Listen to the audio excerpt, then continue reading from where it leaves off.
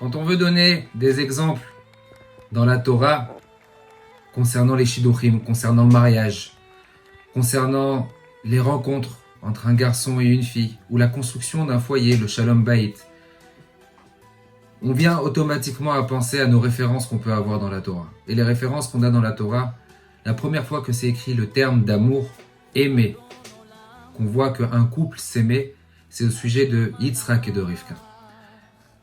Mettre en avant, j'aimerais qu'on partage aujourd'hui un petit enseignement.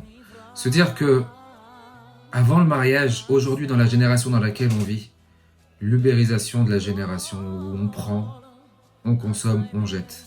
Ça nous plaît, tant mieux, ça me plaît pas, je jette tout de suite. On a tendance des fois, malheureusement, à faire et à reproduire exactement ces mêmes choses chez nous à la maison. On s'entend bien, on se marie, le jour où ça va pas, je jette. On doit comprendre que lorsqu'on se marie, c'est pour la vie. Que lorsqu'on veut construire, on doit construire avec des bases qui sont solides. Les seules bases qui sont solides, c'est les bases de la Torah. Tout le reste est éphémère.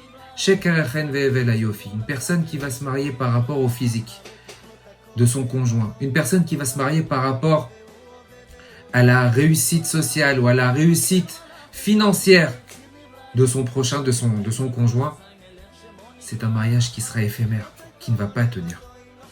A priori, sur le papier, Yitzhak, qui était un très grand sadique, qui était au Latmima, qui était monté en tant que sacrifice pour Akadosh Baruch Hu, qui étudiait du matin au soir, issu de Avram et de Sarah, Amouda Chesed, les piliers de la bonté, s'est marié, certes avec sa cousine, mais avec une fille, Rivka, qui sur le papier encore, était une fille issue d'une famille pas du tout religieuse, issue d'une famille de débauche, issue d'une famille pervers, issue d'une famille malheureusement idolâtre.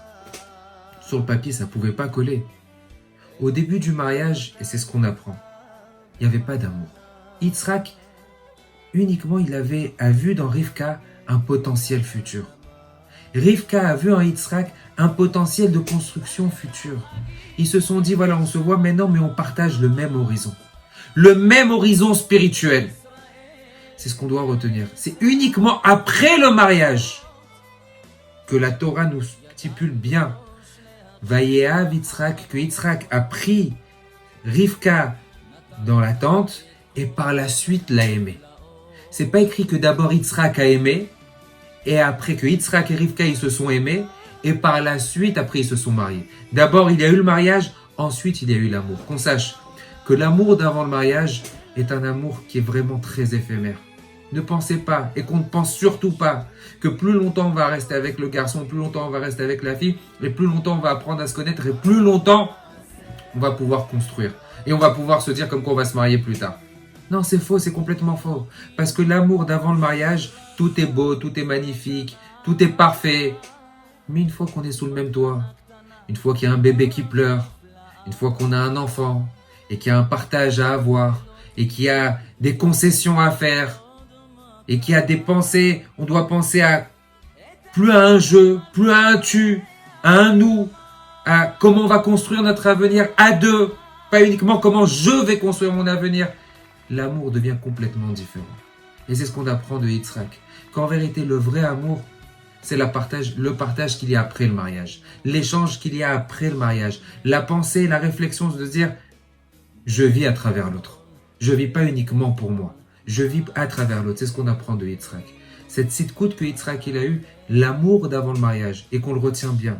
Ne pensez surtout pas que Disney, aujourd'hui, ça existe. C'est des mensonges. Qu'on vous dise comme quoi il faut s'aimer avant. C'est des mensonges. Alors comment ça se fait qu'avant on s'aime et après, malheureusement, comme on entend aujourd'hui, combien il y a de divorces? Combien il y a de divorces? Parce que justement, on a eu tendance aujourd'hui avec Internet, avec tout ce qui se passe et toute la facilité. Je suis content, je consomme, j'ai. Le jour où je suis pas content, je jette. C'est pas ça le mariage. Le mariage, comprenez que surtout avant, et le jour où on est passé sous la choupa, c'est qu'Akadosh Baruch Hu était d'accord. Si on est passé sous la roupa, c'est qu'Akadosh Baruch Hu le voulait. Et si on est passé sous la roupa, c'est qu'Akadosh Baruch Hu il veut qu'on construise à deux. À nous de faire nos efforts. Si après, par la suite, on divorce, c'est qu'on n'a pas été assez fort et qu'on n'a pas fait assez d'efforts. Des fois, c'est sûr comme quoi les deux ne vont pas ensemble. Mais à un certain moment, ça allait. À un moment, au début, ça allait, ça marchait bien. Si on ne fait pas d'efforts, si on ne se dit pas comme quoi je suis ici sur terre et lorsque je marie, c'est pour continuer à faire des efforts, à me parfaire dans mon travail, à me parfaire dans mes traits de caractère. Et qui de mieux pour pouvoir parfaire nos caractères peut nous remettre en question si ce n'est notre conjoint. Nos parents, ils ont pu nous éduquer. Bien sûr que nos parents, ils nous éduquent. Bien sûr que nos parents, ils nous ont donné tous les ustensiles, tous les outils pour pouvoir y arriver. Mais lorsqu'on est sous un même toit et que justement, c'est notre conjoint qui nous met en face de nos responsabilités, en face de nos actions, de manière à nous parfaire. Qu'on sache que l'amour d'après le mariage, c'est le vrai amour. C'est la vraie construction. C'est les vraies choses. Avant le mariage, c'est éphémère. Faut se projeter lorsqu'on n'est pas encore marié à se dire que Bezrat Hashem, justement, peu importe ce qui va se passer, je devrais me travailler. Qu'on ne pense pas comme quoi le mariage, c'est juste un soir, une soirée, un choupa. Non, c'est essentiellement le lendemain matin. Il y a une phrase qui est très connue, je pense qu'elle est dit au nom de Rav Ben Shetrit, qu'Akadosh Baruch Hu le protège. Il répétait souvent, le mariage, l'amour rend aveugle, le mariage rend la vue. Effectivement, parce que l'amour d'avant le mariage, c'est pas du vrai amour. Et une fois qu'on se marie, on voit comme quoi tout ce qu'on aimait auparavant, c'était faux. C'est tout à fait vrai. On doit penser et on doit se dire que le vrai amour, c'est un amour basé sur la Torah, basé sur des midot, basé sur des traits de caractère qu'on doit se travailler. Akadosh Baruch Hu nous aide à tous à pouvoir se travailler, à se parfaire dans nos traits de caractère, avec nos conjoints, avec nos femmes, avec nos maris, pour pouvoir construire un avenir parfait et exemplaire, Bezrat Hashem. Shabbat Shalom.